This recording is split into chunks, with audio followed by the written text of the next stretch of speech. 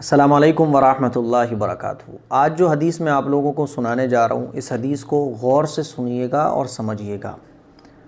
انشاءاللہ اس حدیث کو سننے کے بعد ہماری زندگی میں ایک تبدیلی آئے گی۔ وہ تبدیلی کیا آئے گی آپ خود سمجھ جائیں گے اس حدیث کو سننے کے بعد۔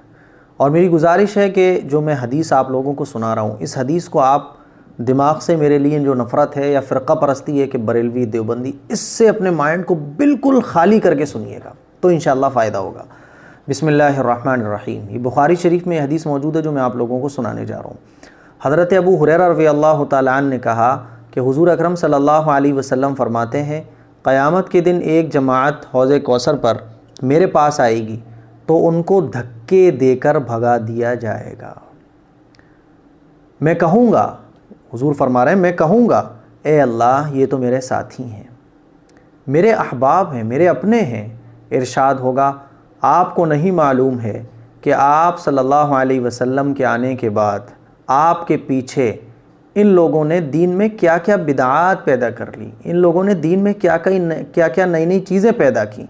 یہ لوگ آپ کے آنے کے بعد دین سے پھر گئے اور مرتد ہو گئے۔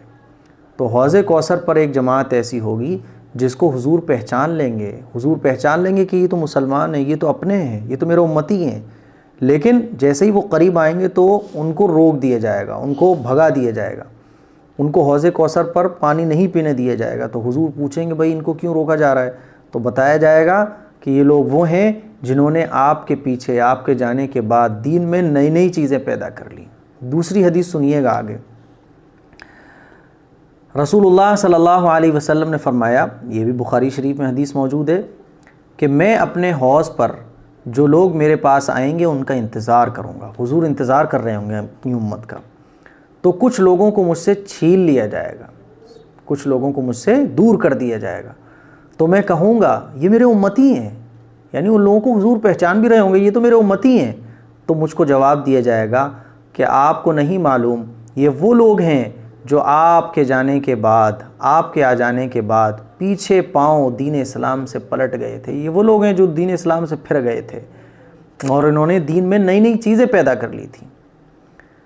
تیسری حدیث سنیے گا، یہ بھی بخاری شریف میں موجود ہے۔ حضرت انس رضی اللہ تعالیٰ عنہ سے روایت ہے کہ رسول اللہ صلی اللہ علیہ وسلم نے فرمایا، کچھ لوگ میرے اصحاب میں سے، کچھ لوگ میری امت میں سے، کچھ لوگ میری امت میں سے میرے پاس حوض کوثر پر آئیں گے حتیٰ کہ میں ان کو پہچان لوں گا۔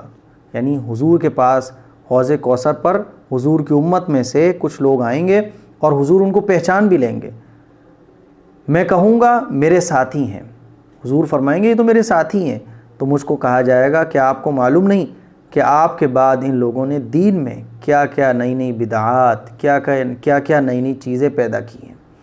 آپ ان تینوں حدیثوں کو سن کے اندازہ کریں کہ حضور حوض کوثر پر اپنی امت کو پانی پلا رہے ہوں گے، کچھ لوگ آئیں گے، ایک جماعت آئے گی جس کو حضور پہچان لیں گے۔ حضور یہ پہچان لیں گے کہ یہ مسلمان ہیں، یہ تو میرے امتی ہیں۔ جب وہ پاس آئیں گے تو ان کو روک دیا جائے گا، ان کو پیچھے کر دیا جائے گا، ان کو حضور سے چھین لیا جائے گا، ان کو پیچھے کر دیا جائے گا۔ تو حضور کہیں گے ارے بھائی رک جاؤ، یہ تو میرے امتی ہیں، یہ تو میرے احباب ہیں، یہ تو مسلمان ہیں۔ تو حضور کو بتایا جائے گا کہ یا رسول اللہ رب العزت فرشتوں کے ذریعے حضور کو بتائیں گے کہ آپ کو نہیں معلوم یہ وہ لوگ ہیں کہ جب آپ دنیا سے تشریف لے آئے تھے تو آپ کے پیچھے ان لوگوں نے دین میں نئی نئی چیزیں پیدا کر لی تھیں، آپ کے پیچھے ان لوگوں نے دین میں نئی نئی باتیں پیدا کر لی تھیں، دین میں نئی نئی چیزیں ایجاد کر لی تھیں، جس کو ہم لوگ کہتے ہیں بدعت۔ آج میں جب کسی چیز کو بتاؤں بدعت، یا علماء جس چیز کو بتائیں بدعت، تو فوراً بھئی دیکھو وہابی ہے، فلاں ہیں۔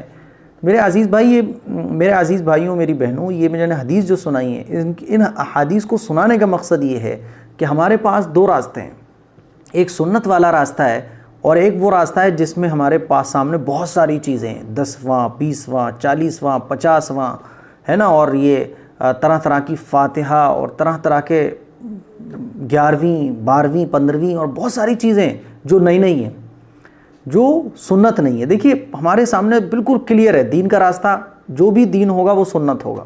ہمارے نبی نے جو چیزیں بتائی ہیں وہ سنت ہوتی ہیں، صحابہ نے جو چیزیں بتائیں وہ سنت ہوتی ہیں، بالکل کلیئر راستہ ہے ہمارے سامنے، سنت والا راستہ، ٹھیک ہے۔ اور ایک راستہ ہے جس میں نئی نئی چیزیں ہیں بہت ساری دین کے نام پر۔ اب لوگوں سے اگر کہا جائے کہ بھئی یہ دیکھو سنت تو نہیں ہے، اس کو حضور نے نہیں کیا، تو وہ فوراً کہتے ہیں کہ حضور نے کیا نہیں ہے تو کیا ہوا، حضور نے منع بھی تو نہیں کیا، یہ کہا جاتا ہے نہیں کہا جاتا۔ تو میں ایک بہت چھوٹا سا کوشچن آپ لوگوں سے کرتا ہوں، 100 لڈو میں اگر ایک لڈو زہر کا ہو تو ہم لوگ کھانے کو تیار نہیں ہوں گے، کیوں بھائی؟ رسک کیوں لیں؟ ہم لوگ کسی بھی کام میں جب رسک نہیں لیتے ہیں، پیسے کا معاملہ ہو، کھانے کا معاملہ ہو، رسک نہیں لیتے بھائی، رسک کیوں لیں؟ ہم احتیاط بہتر ہے۔ اب مثال کے طور پہ وہ لوگ جو یہ کہتے ہیں کہ دین کے نام پر یہ جو نئے نئے کام ہیں یہ مستحب ہیں، سنت نہیں ہے تو کیا ہوا، حضور نے کیا نہیں ہے تو کیا ہوا، حضور نے منع بھی تو نہیں کیا، اس ٹائپ سے لوگ کہتے ہیں۔ اب سوال یہ ہے کہ اگر چلو حضور نے اس کام کو نہیں بھی کیا تو رسک کیوں لیا جائے؟ جب ایک سنت والا راستہ ہمارے سامنے بالکل کلیئر ہے تو رسک کیوں لیا جائے؟ اب مثال کے طور پہ 10واں ہے، 20واں ہے، 30واں ہے، 40واں ہے، حضور کے زمانے میں حضور نے اس کو نہ کیا، نہ صحابہ نے کیا، نہ بزرگوں نے کیا، کہیں تک اس کا وجود نہیں تھا۔ اور بھی بہت سارے کام ہیں نئے نئے۔